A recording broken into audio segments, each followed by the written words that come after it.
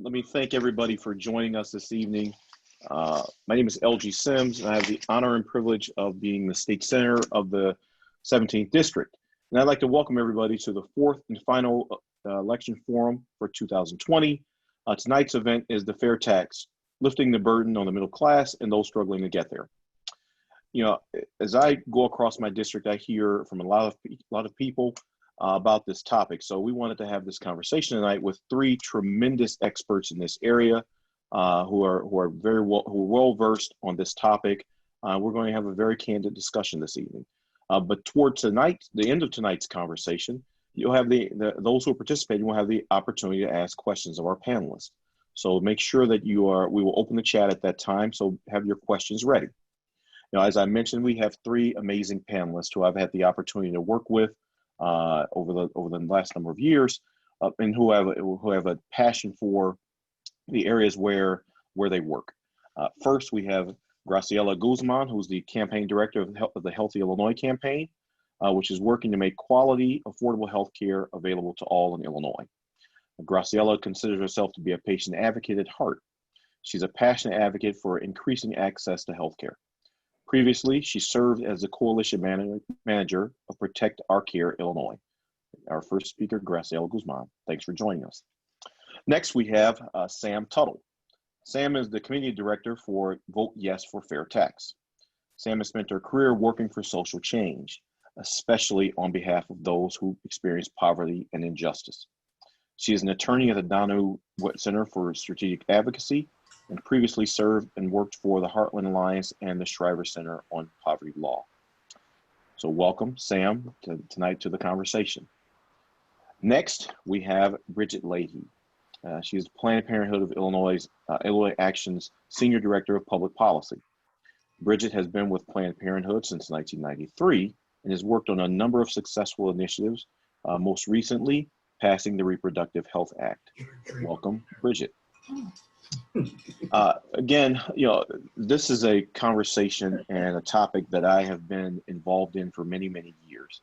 The fight for a fair tax system here in Illinois, one where you don't see individuals who pay the same rate, who make individual making $3,000 paying the same rate of tax as someone who makes $3 million. And that's really what this conversation is all about, fairness in our tax system.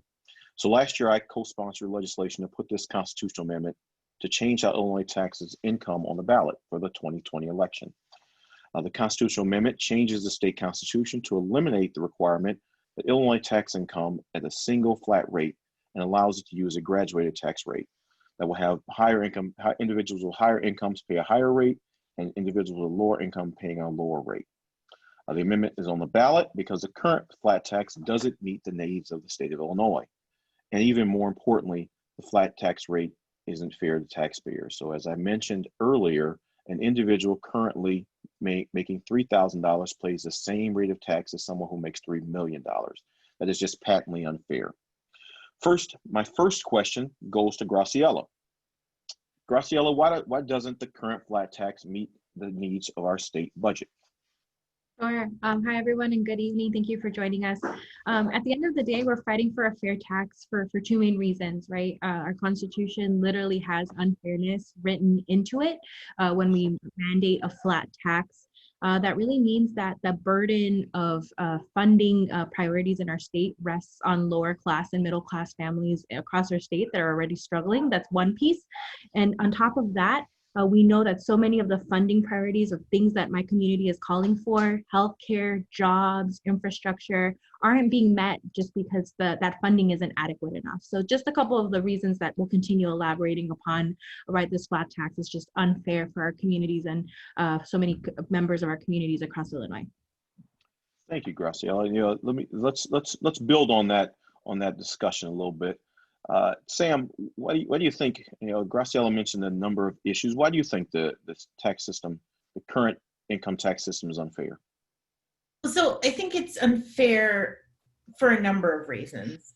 First of all, and I think this is what Graciela was alluding to, is we are locked into a system where we can't generate the funding for our communities that we need. So we have a constitutional requirement, and I know we'll talk about this a little bit later on, that requires us to tax everybody at the same rate. That means we can't implement higher rates for higher incomes, which is where all of our economic growth is happening.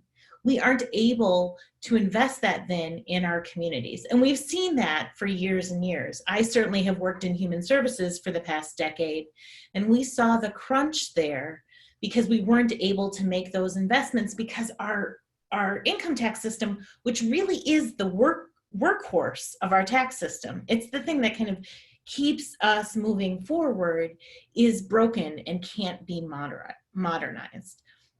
And so the result is that we can't actually increase taxes on people who are making the most money so that we can generate new revenue, but we also can't give tax relief under our current system to those who deserve it.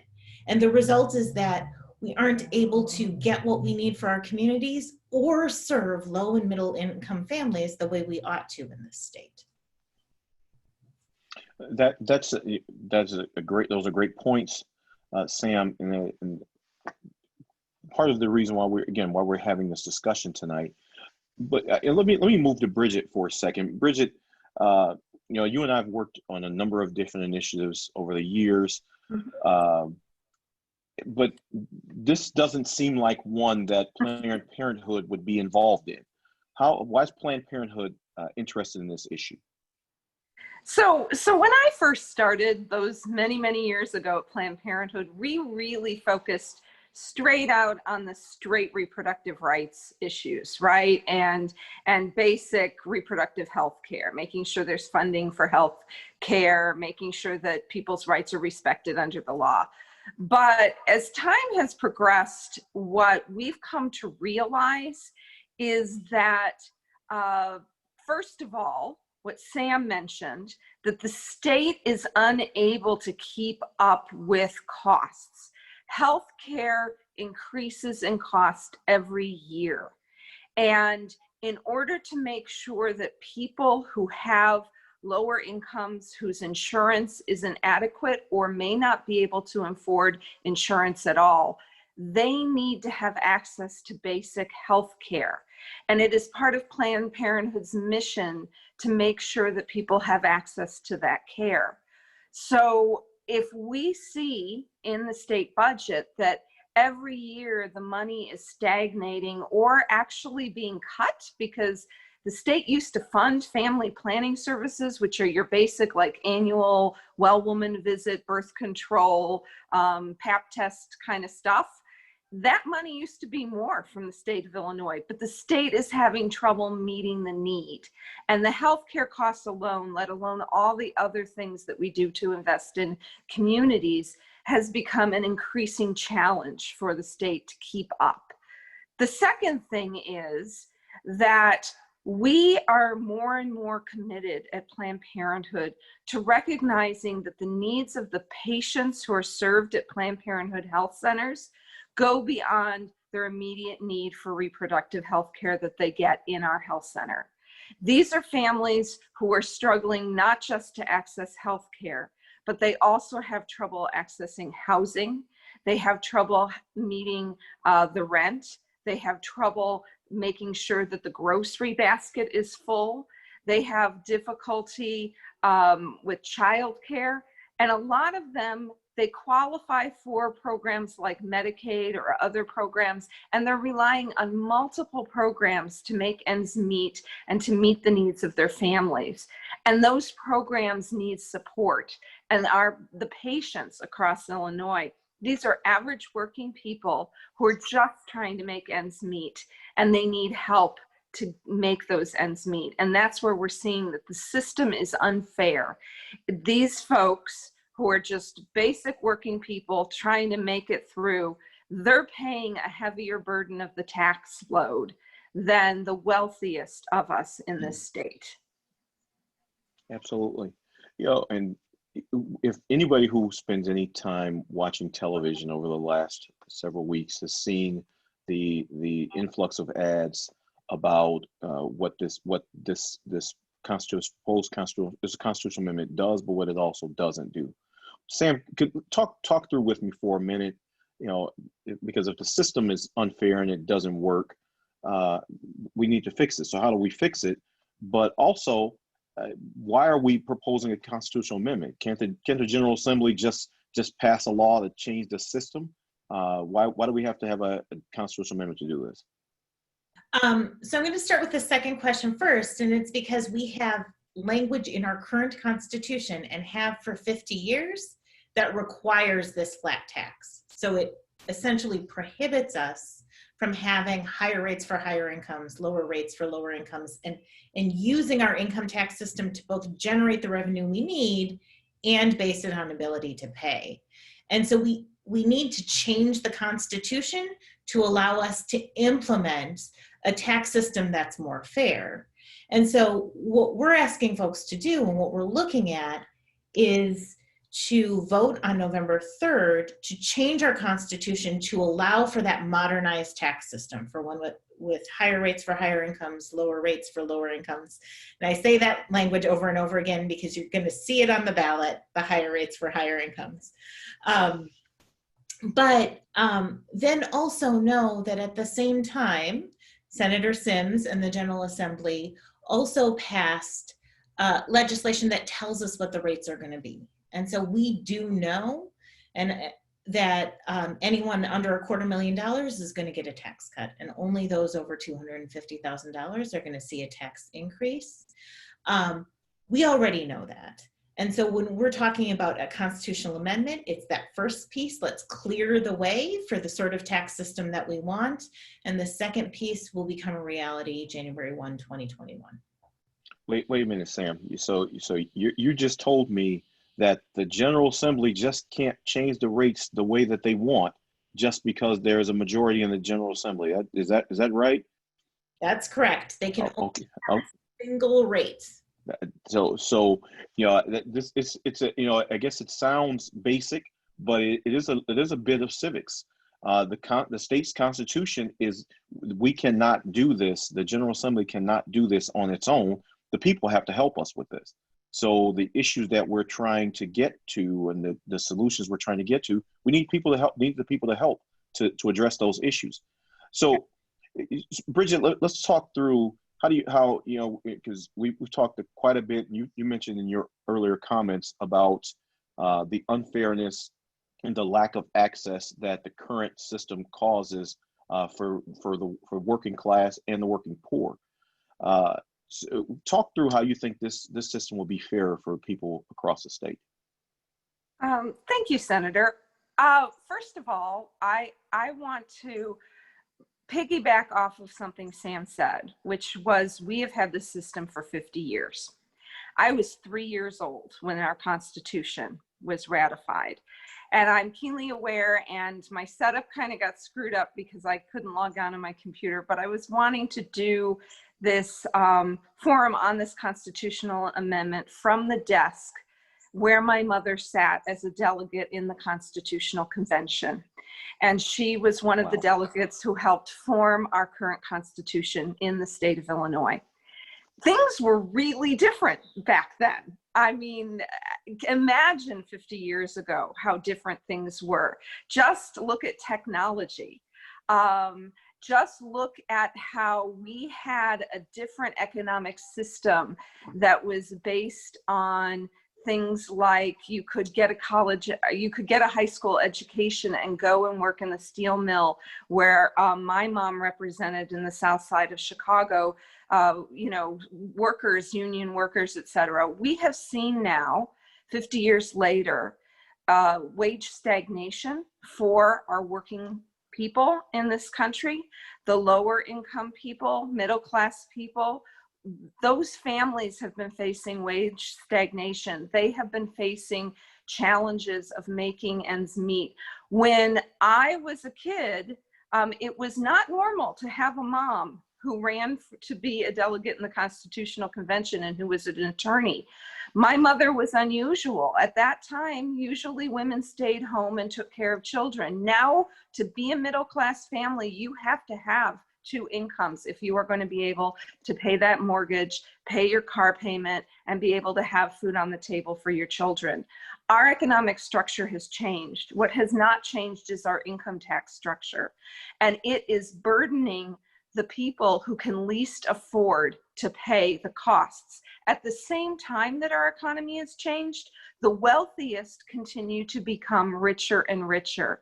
They are living in a system where they can invest and sit back and make money in their sleep. And they are not paying any more for that than the person who is working 2 or 3 jobs. We need to change that system. The old way just is unfair. It's too burdensome for the people who are working. And if we change this system and pass the fair tax, what happens is those people who are the lower income folks, the people who are striving to get to the middle class, they will have a little relief in their paycheck. They will not be paying as much in taxes to the government, which gives them relief. The other thing is there will be more resources for their communities so that their schools are better funded, so that there are programs available, so that they can look forward to stronger, thriving communities and places that are great places to raise their children. Thank you so much for that, Bridget. You know, we talked a lot about how the system will change the lives of people. Graciela, talk to me a little bit about why the fair tax is a better way for Illinois to conduct an income tax. Thank you for that question.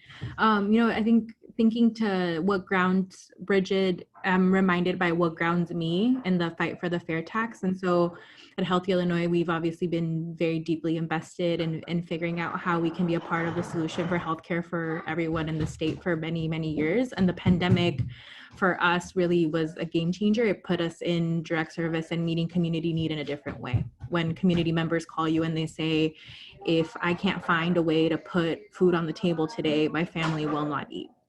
My landlord is calling, threatening they're going to evict me if I can't come up with $350 to meet my rent this month.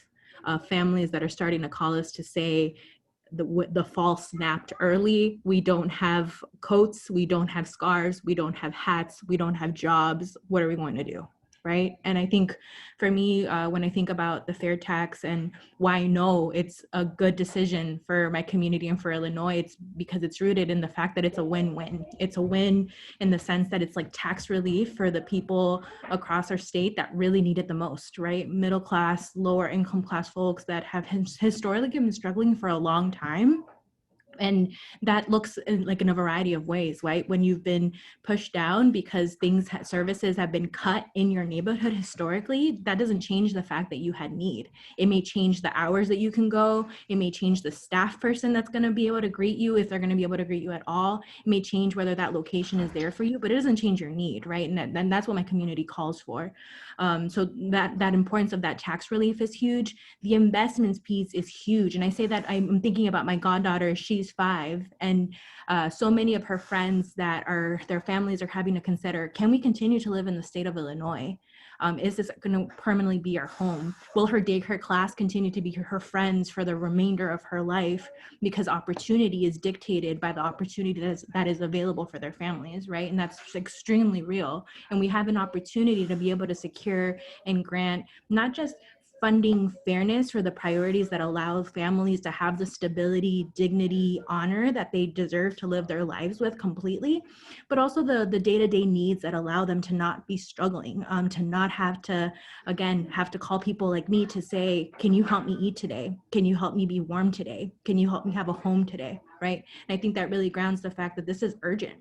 It doesn't necessarily feel like that for everybody across the state. And I think about that when I think about what the opponents are saying when they minimize the impact of what this could have in our communities and for folks across our state. But when I look at the pandemic and I look at my community, I know that window is now.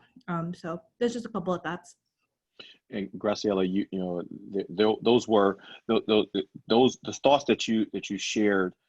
They play into all the things that we're talking about here, but even all of the policies that we've been talking about over the last several months. The pandemic has shown it put a glaring light on the shortcomings in our social services safety network. It showed a glaring light on the the issues that present themselves across communities. I often say that the communities that are the safest are not the ones with the most police officers. They're the ones with the most resources. They're the ones where you have access to healthcare. You have access to programs where you can invest in youth. You have access to an adequate education, and that's really what we're talking about. And as you hear from the opponents, you hear a very different story that we've heard earlier in our conversation is just not the case. Sam, let me come back to you for a second, because Senator. Oh, yeah, go absolutely, ahead, Bridget. I just wanted to piggyback off of Mhm. Graciella's comments, because I think they're really important, and to take them a step further, given what the other big thing that we are dealing with as a state and locally and as a nation right now, in addition to the pandemic, is the movement for Black lives. And the pandemic was kind of the first, I don't like saying first time, because I think all of us, the four of us, know that there have been systemic inequities built into our state and our local communities. We knew that already. And if you have a background in healthcare, you know that already, that people of color face health disparities and they have a lack of access to care. I think that since the movement for Black lives has come forward, it is really requiring all of us to think more about those inequities. So the pandemic comes out and we start seeing that Black and brown people are being hit harder by the pandemic. And then a few months later, we start seeing all of the unrest and protests around the inequities that we see in our communities. And underpinning all of that is racial injustice, economic injustice, and it results in a system that works for people who already have and does not work for the people who don't already have.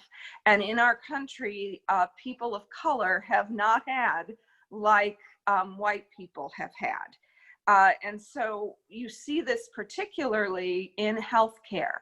And not only, as I mentioned, do we see the state budget being tightened and having trouble meeting its needs and stretching dollars further, but you also see with the pandemic and raising awareness of racial injustice, you start seeing much more media coverage of things like the fact that on the south side of Chicago, it is turning into a healthcare desert.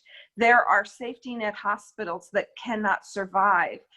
Once Mercy Hospital closes, which it plans to close, there isn't going to be anywhere for a Black woman to give birth. She may have to travel an hour and a half, depending on the traffic, to give birth, to go to the north side or the suburbs in Chicago.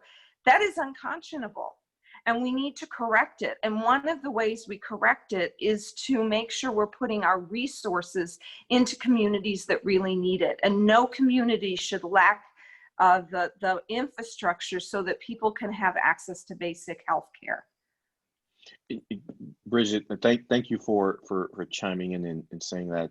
I have, since the beginning of even before the pandemic, I know I have worked with everyone on this call, with all of our panelists, on the issues that we are talking about right now. And I think back to all of the work that we are doing in terms of providing access to health care, because if you are not healthy, the rest does not matter. And it goes back to, that is not just physical health, it is also mental health. We have not talked about the lack of mental health services. The lack of resources is an epidemic level in communities. There are communities where they are struggling to just have basic services. And that's really what this discussion is all about. How we are going to make sure that the communities that desperately need the resources get them. It is not about taking resources away from those who are also struggling. It's about making sure that the wealthiest of our citizens pay their fair share, making sure that those individuals who have the ability to pay do pay, and those who are struggling are not forced to pay a higher percentage of their income than someone who is not. So, going back to my example in the very beginning, someone who makes $3,000, the current tax rate is a higher percentage of their income than someone who makes $3 million. So it has a much higher impact than someone who has a higher rate of income. So that's what this discussion centers around. But again, if you were to listen to the opponents, you would think that this system is foreign and Illinois is going down a completely new path. Sam, talk through with me, how many states have a graduated income tax like the one that's proposed in the Fair Tax Amendment? 32 states, the District of Columbia, and the federal government. Wait. Stay there for a minute. So when you pay your federal taxes, we already have this system in place currently. Is that right? Absolutely. I think when we think of our own taxes, we are already thinking of a fair tax system because we tend to think about our federal taxes. Mm-hmm. So how many states have a flat tax? Do you know that? I believe 9 states have a flat tax. Okay. So only 9 out of 50 states have a flat tax. Is that right? And we're one of only 4 who mandates it in our Constitution. Okay, that was my next question, Sam. You are great in anticipating my questions, so thank you. To the audience, and for anyone who's joined us tonight, if you are registered to vote, you should have received a blue pamphlet from the Illinois Secretary of State about the constitutional amendment. That pamphlet explains the amendment and includes the arguments in support and against. In case you missed it or put it right into the recycling bin, the link to the pamphlet will be in the chat, so that you can take a look at it. So that you also know that we have that information available to us at your disposal. But again, that the 4 of us on this call, we support the fair tax. I have long been a proponent, not just since I came into the legislature in 2012. But even my days before, a little bit of background about me, before I became a legislator, I was a member of the legislative staff. So I was the budget director for the Illinois Senate Democrats for 10 years before I left, went to law school, became a lawyer, started practicing law, and then ran for the legislature. So I have long known the benefits of a fair tax system, because it provides for the resources that we need to support the services that we've been talking about throughout this evening. But let me again go back for a second, because go back for another civics lesson for a second. There are some opponents who say that the amendment gives the legislature too much power to increase and pass taxes, and it does not provide for any accountability for the legislature. Sam, don't you think this is true? Isn't that really what's going on here? It's absolutely not true. This amendment does nothing to change the power of the General Assembly to raise or lower taxes. It will take the same number of votes after this passes to change tax rates as it does today. That is the exact same power. The only thing that it will change is it will allow us to raise or lower taxes only on a portion of people. So we could raise taxes on the wealthy while cutting taxes on lower and middle income families. But that there's no more power here. That is absolutely untrue. So you just said William, so you said earlier, didn't the legislature pass a bill that would put the rates into place if the amendment passes? Isn't that right? That's right. So we know exactly what the rates will be if the amendment passes. There's no hiding the ball. There's no trying to fool anybody. You know exactly what the rates will be. We know exactly what the rates will be. And under the current rates, let me make sure I understand what you said earlier. If you make $250,000 or less, your taxes will be decreased. Is that right? That's correct. The only way your taxes will increase is if you make $250,000 or more. That's right. And it's and for another moment, let me make sure I understand that we get this out there. It is your rate of tax is not, if you make $250,001, you don't pay the higher rate of tax on the whole $250,001. You only pay the higher rate of tax on the $1. Is that right? Okay. I thought I knew a little bit of what was going on. But again, let me continue to play devil's advocate for a second, because Graciela, don't you, spending is out of control. We've got pensions that are out of control, and we're not investing in the communities that we'd like to. Do you agree that there's nothing in this amendment that requires the legislature to control spending or to put new revenue towards items like healthcare or education? Do you agree with that? So you're right. There isn't anything that specifically stipulates this amount is going to go towards any of these priorities. But I'm going to take a second and pull from like two distinct schools of thought that tell me that we're still having the right conversation, right? So I think first, just acknowledging the movement building that's taken to get us to this point, right? Like we've talked about how antiquated, how inadequate a flat taxes has been for Illinois, and the fact that it's taken this long to get up to this point really rests on the shoulders and the work of folks that really have been fighting for economic justice and justice for like 50 years, right? So I say that to say because I'm like 31, so I feel like I have to like pay it forward, right?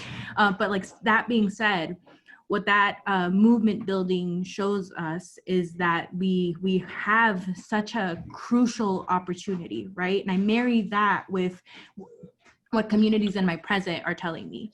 We need healthcare and access more comprehensively than ever.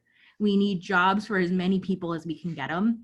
We need as many community resources as we can get in people's hands now. We need stronger education systems than ever. We need small businesses to be strong, right? And that only really happens when you have an Illinois that has the revenue that comes from a fair tax, those $3 billion that can be applied towards those priorities. And so when I look at those funding priorities, I know that the communities and people in Illinois are going to be calling out for those things. But like to your point, like what guarantees that, right? And that's where organizing comes in. And I have to say that as a community organizer, right? And so if I pull from the learnings of Healthy Illinois this session, we came to the General Assembly and said, hey, we want you to help us expand healthcare for immigrants here in Illinois. And we won like step one of that battle. How did that happen?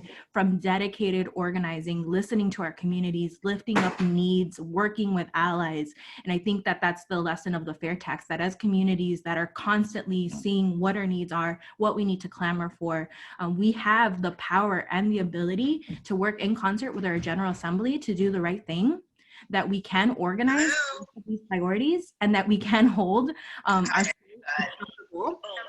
I'm so sorry. If you're not speaking, can you go on mute? Help us out. Thank you. I had to pull the teacher card, sorry. That we can work in concert with our General Assembly to put Illinois on the right path, not just in this moment, but for every single moment to come once we pass this in November. Absolutely. And I just go ahead, Sam, please. Senator, to your devil's advocate argument, I know that folks talk about spending being out of control, but I think we need to take a picture of, for example, our education system and what that's meant for our state. So traditionally, Illinois has been at the bottom of the pack in terms of education spending, right? About 25% of state of education funding comes from the state, or has traditionally come from the state in Illinois. And when you look at other states, the average is closer to 46. When you look at where I'm from, Minnesota, that's even higher. And so that means not only are we not supporting our communities the way that we ought to be in terms of education, so we traditionally have not been spending, on these issues, to your question, Senator, but it also starts to put pressure on the other less fair taxes, which is how we see our system get entirely out of balance, right? When we don't fund education from the state level, it means that local governments have to turn to the tools that they have to fill that gap. And those are property taxes, or for other programs when we're underfunding local government, sales taxes, excise taxes that are fundamentally unfair and that none of us like to see. And so I not only think we don't have this this is a spending myth, but we also have to look at how our entire structure has actually incentivized our broken tax system, not just at the income tax level, but across our state and local taxes altogether. Yes, Sam, go ahead, Bridget, go. I was going to build on what Sam said, because it is so important to think about the overall tax structure. I live in central Illinois, and actually I live in a rural county north of Springfield. It is a farming community. Most of the people in my county leave to go to work every day, and we go to a different county to work. And a big burden of the taxes that we have to have in our community, we don't have a lot of business to tax. We don't have a lot of sales. A lot of people go to other communities to do their shopping. We don't have a mall. We don't have anything like that that brings in a lot of revenue. And property taxes is one of the ways when you don't have those other things to do. The same thing would go for a community that has lost infrastructure, and the economy has changed over the years, which I mentioned before, where you used to have factories and things contributing to the economic base and the tax structure of the community. Well, when the state of Illinois falls down on its fair share, those local communities don't have a lot of options. And so they continue to keep falling behind, and the inequity continues. So this is really important for all areas of the state, rural areas, urban areas, those mid-sized cities in central Illinois, that they have some relief, and that the state carries its fair share of the burden. Again, getting back to fairness, so that local communities don't have to make tough decisions about, are they going to raise the sales tax again, or are they going to cut the schools? And that's, Bridget, you bring up a good point, piggybacking on Graciela and Sam's discussion from earlier, in terms of the narrow nature of our current tax structure. Because our current tax system is so narrow, it requires the taxes that we currently have more pressure to be placed on them. So one of the concerns that we are hearing quite a bit, and Graciela, let's talk about this for a little bit, in terms of the small businesses. Small businesses are saying, it's one of the issues the opponents are saying is that, well, small business owners they should fear a tax increase is coming. Do you understand why that concern is out there? But is that concern well founded?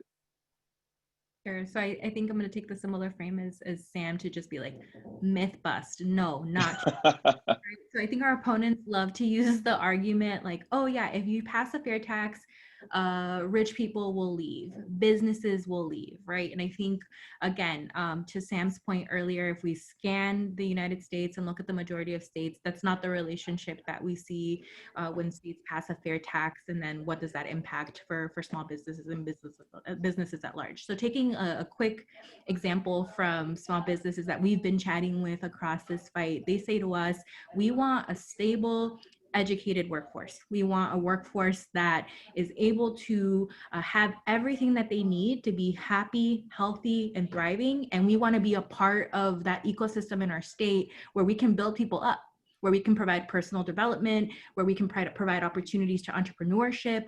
And that takes, funding priorities that allow us to do that, right? And they understand the ways that they're a part of that. So that's one piece.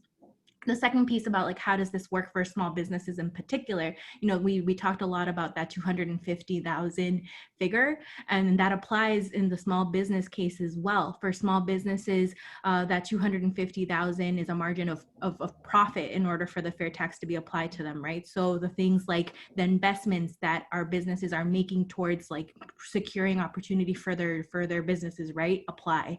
In the instance of this year, for a lot of folks, the losses that have come with like not being able to do what they might have normally done also apply. So we're really talking 250,000 after deductions for investments that small businesses are making, and again for deductions for things like loss. So we're really talking 250,000 on profit, which would, again, when we look at the majority of small businesses across our state, mean that the majority of small business owners are going to benefit from the fair tax, not just in terms of like their personal kind of like life when they declare income taxes, but also again from those funding priorities stabilizing their workforce and the environment and communities in which they live and reside in.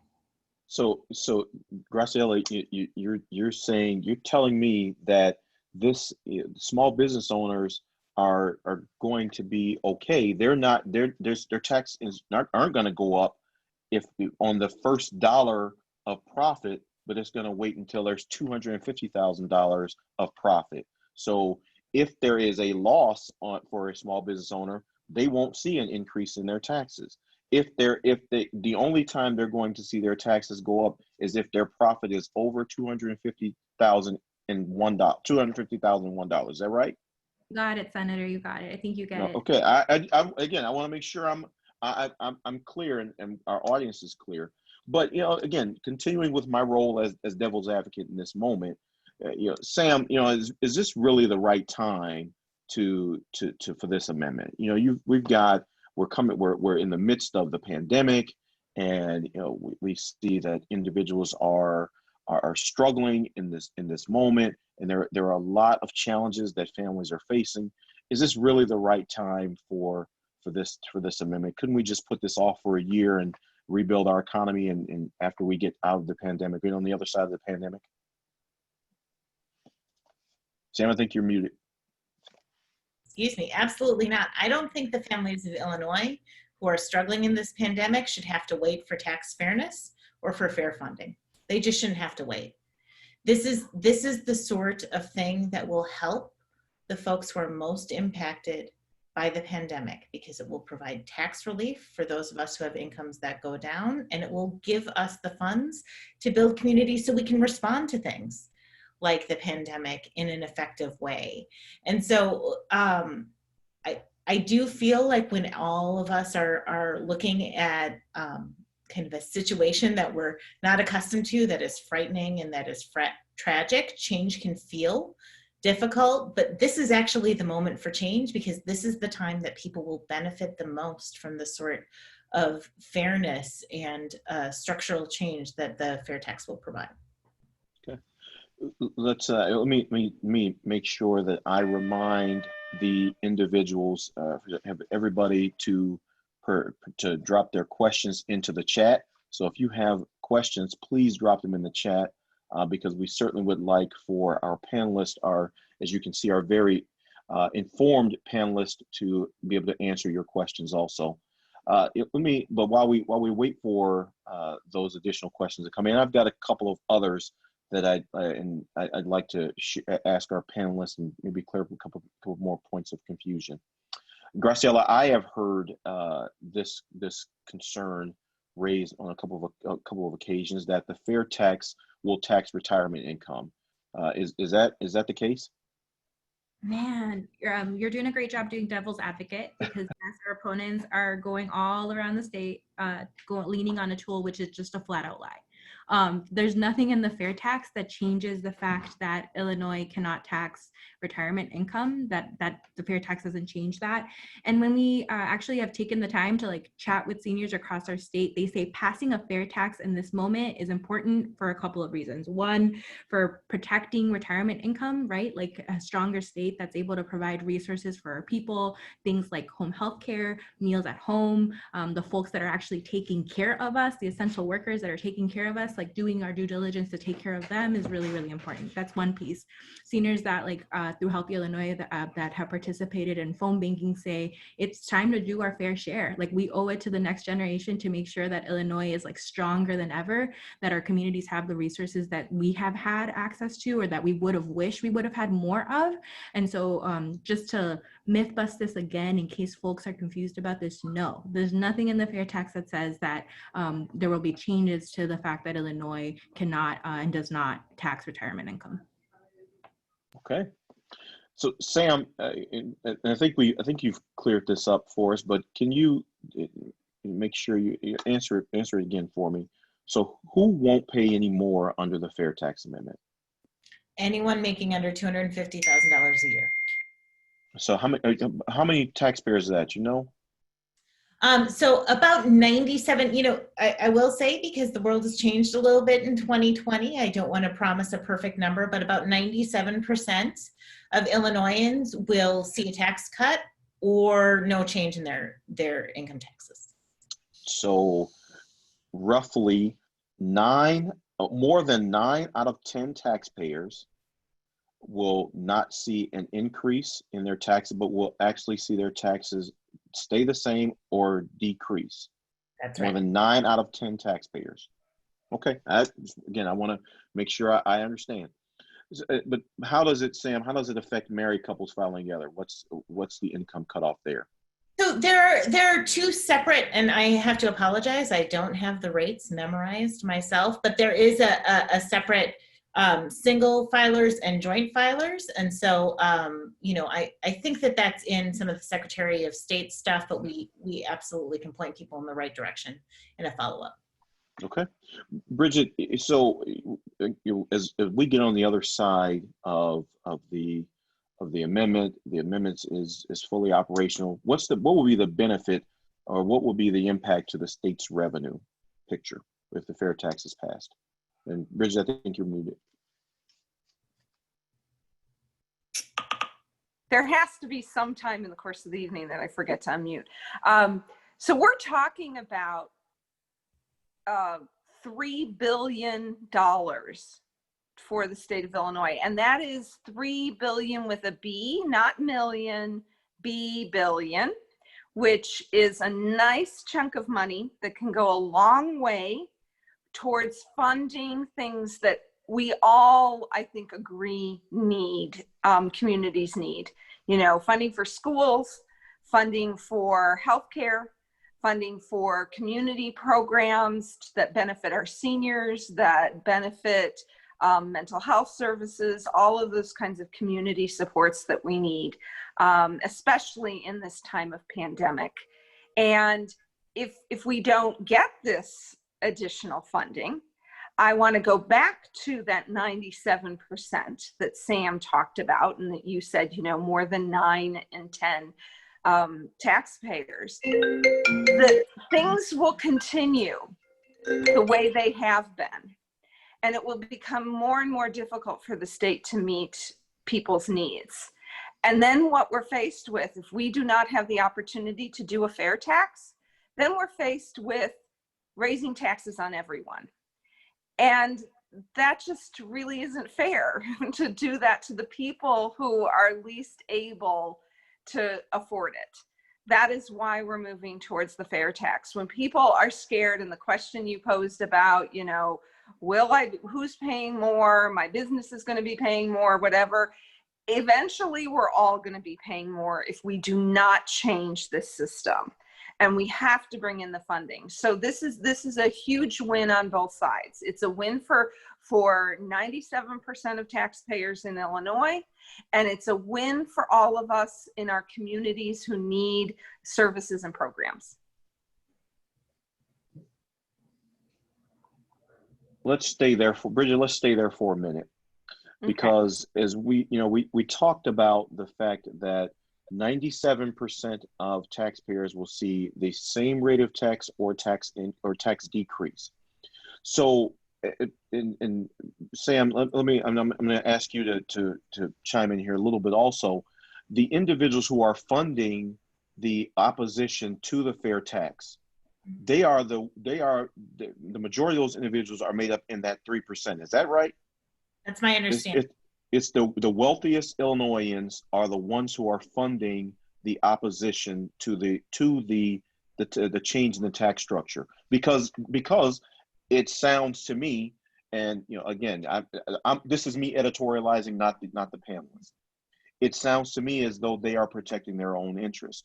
They are trying to convince the general public that this is bad for them, because as we have seen in the way that corporate profits have worked, you see that corporations and the wealthiest of our citizens have tried to privatize their profits but socialize their losses.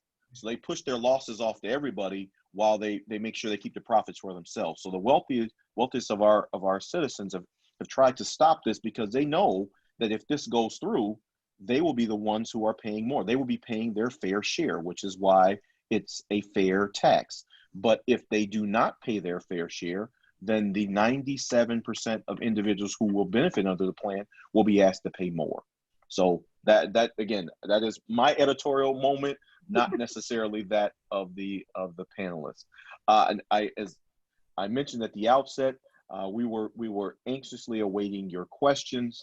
So I'm ready to let's move towards questions. And if you have questions, please put them into the chat so that our panelists can answer the questions for you.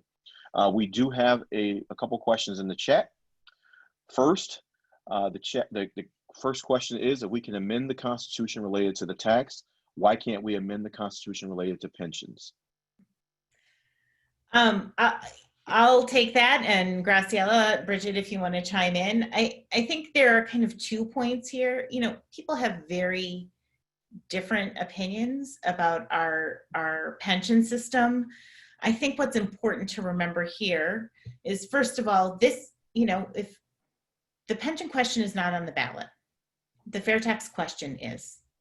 And so regardless of folks' opinion on pensions, we know that whatever changes would happen to the pension system would not change the fact that the lowest 20% of taxpayers in Illinois pay double their share in state and local taxes than the top 1%, right?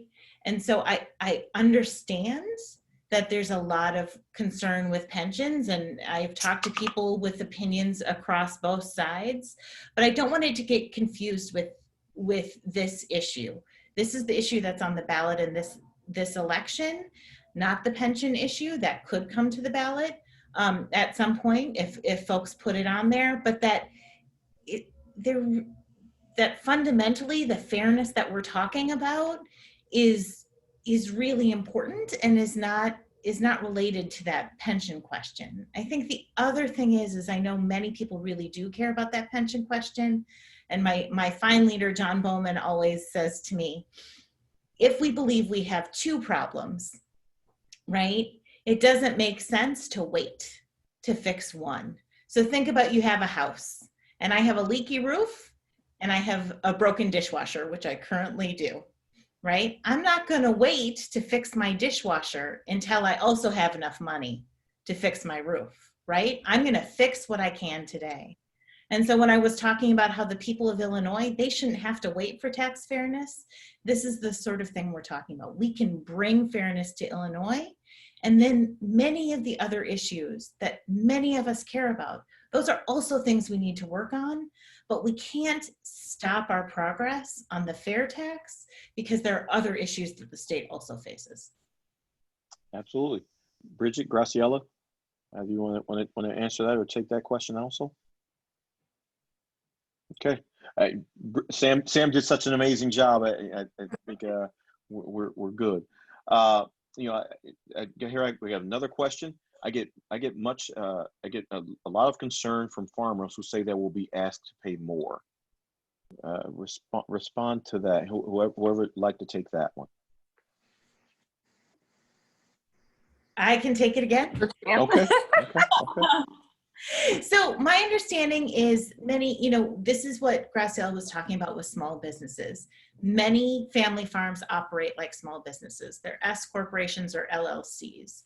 And those are the sorts of institutions I say institutions, and I have an LLC. So my company, right, I pay taxes like wage earners. It's pass-through income. And so I'm subject to these same rates. So similar to other small businesses, family farmers who are organized in that way are going to see a tax cut unless their profit is over $250,000. Now, I do understand there's agribusiness. There are big agricultural companies and they're making a lot of money and they may pay more, or they may be organized in a different way. But for those family farms that are really organized as small businesses, as individuals, they should see the same tax relief that the rest of us will. And I would add to that what I said earlier about the struggles that rural communities are having, and that definitely this is not going to harm the family farm. And there are families, my neighbors own all the land behind and beside me, and it's a family that owns it. And they are a family business, and they would be treated as the family business of a small business kind of operation, just as other small businesses. But at the same time, those large agribusiness operations that are increasingly, because the economy has changed in rural communities, if there are major agricultural businesses that are making a lot of money and pulling that money out of rural communities, they need to give back so that the rural communities have what they need. And that would be what the fair tax would do. So it's protecting family farms, but making those big businesses pay their fair share. Sam, Rhian, maybe you can, or Bridget, maybe you can correct me if I'm wrong, but if we look at county by county, I think we've been talking about the majority of Illinoisans that'll benefit, right, from the fair tax, from either the tax reduction or like their taxes staying the same. That's an average, right? But if we look at central and downstate rural counties, there's counties where like 99% of Illinoisans are going to see this tax reduction, right? And I think, to that point, when we look at the tools that opposition is using to complete this issue, I think Sam's point about Monsanto's of the world kind of trying to rein this conversation, and as opposed to like the mom and pop farmer that lives in Rock Island, for example, we have to remember what their self-interest is in completing this conversation, making it confusing, and really hiding the benefit for the majority of like counties that are outside of Chicago.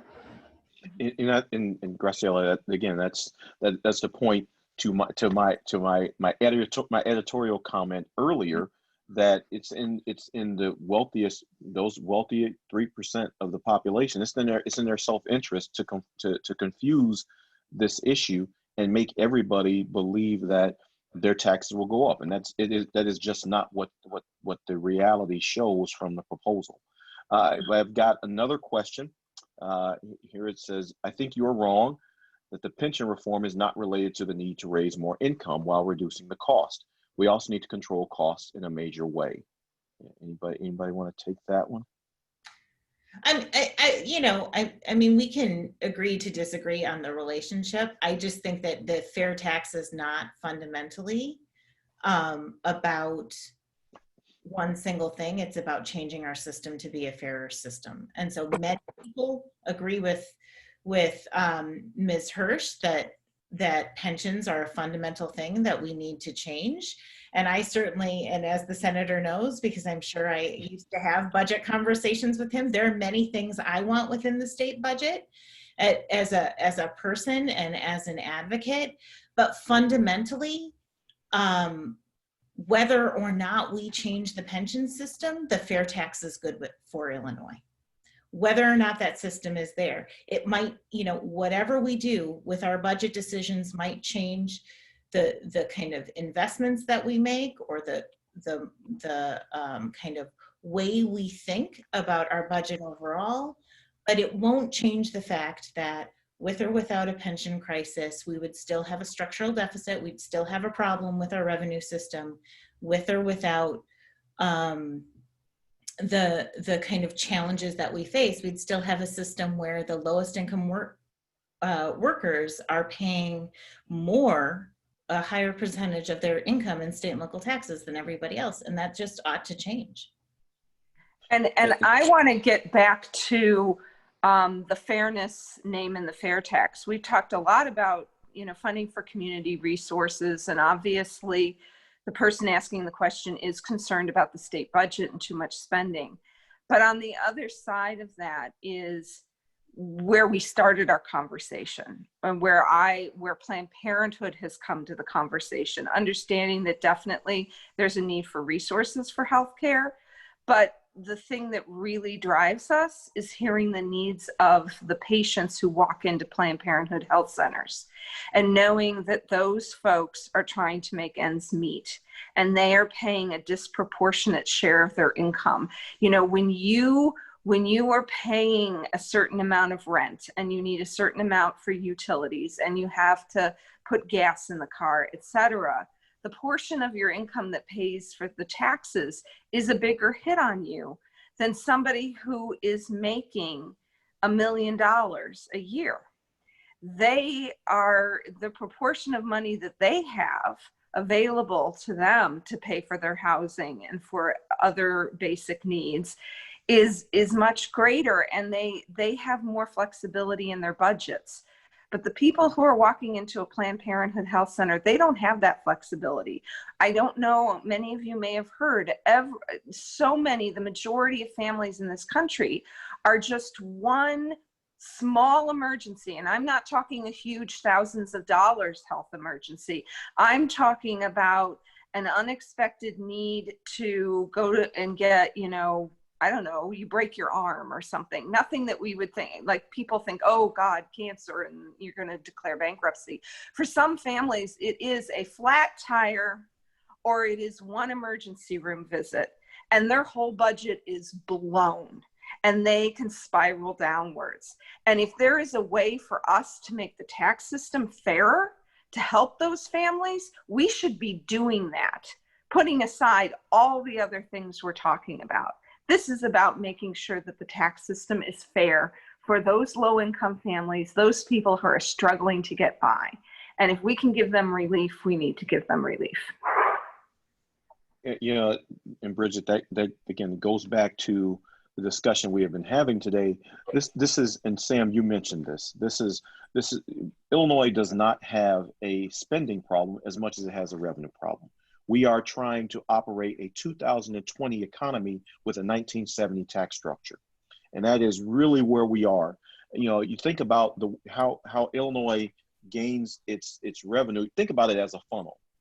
We've got all of we've got a reverse funnel, because we've got all of these endless needs, but we've got this very narrow tax structure. So you've only got a little bit of the revenue coming in that has to go out and cover all of the needs that we have. So I understand the concern with pensions.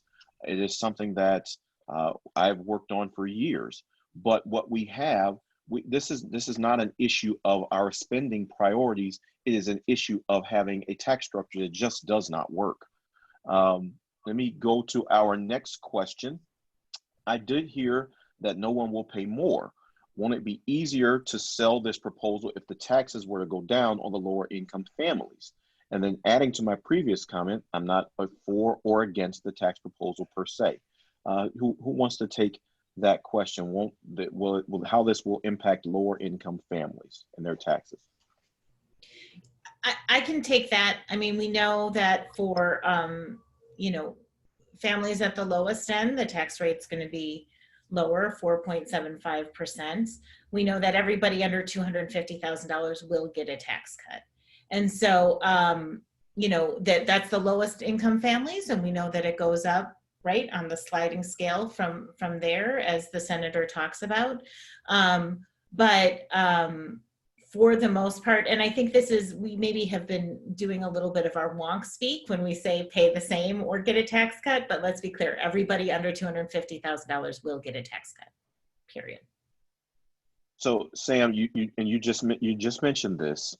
We talked about earlier, we already know what the rates are. Mm-hmm. So the current tax rate in Illinois is 4.95%. That is the rate that everybody pays, right? So if you pay $3,000, you make $3,000, you make 4.95%. If you make $3 million, you pay 4.95%. If, for instance, if this proposal were to become law, the individual would pay what you say 4.75%, the lower income. The first tax bracket is 4.75% for the lowest income earners. And then I also want to remind folks, and we haven't talked about this, that built into that tax rate system is also an increased property tax credit and $100 per child tax credit.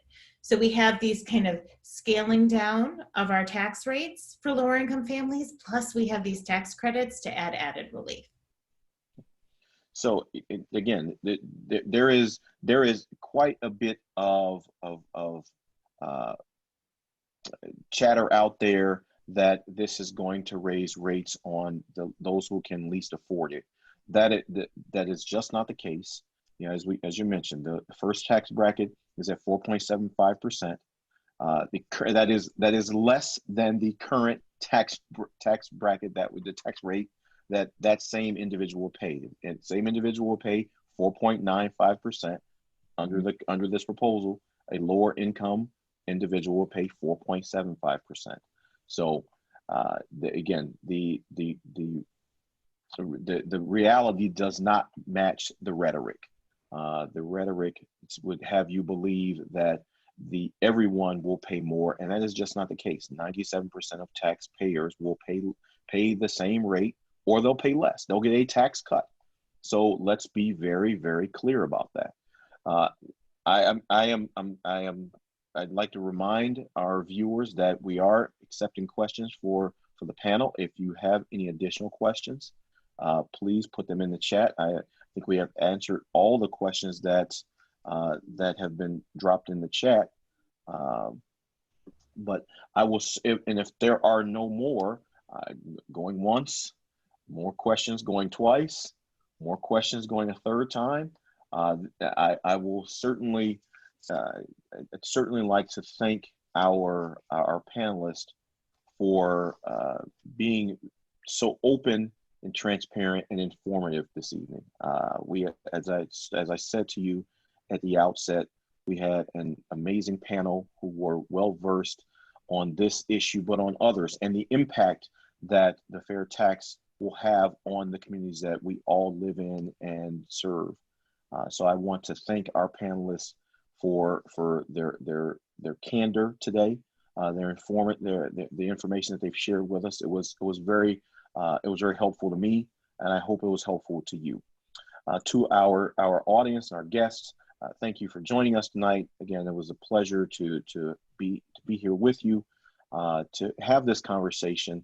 And even if we agree to disagree, having information helps to, and for those who have not made their mind up, having information that helps inform their decision. That's really what this discussion was all about tonight.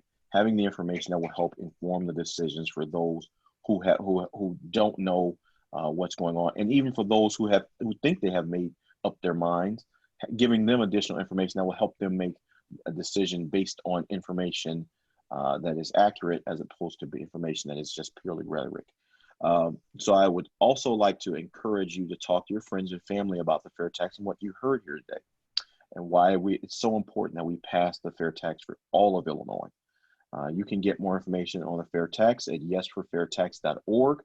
That website is also being dropped in the chat for you, so that you have that, you have access to that.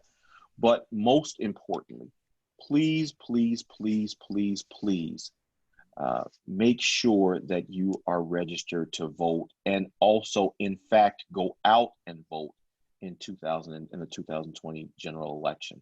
None of this will matter if you do not participate. If your voice is not heard, you are allowing things to happen to you and not by you. So please, please, please register to vote and participate in the process. It is the quickest way and the most basic way for us to express our rights as citizens. So please, please, please go out and vote. You will be getting a follow-up email with more information about the fair tax and voting in the election. So please be on the lookout for that.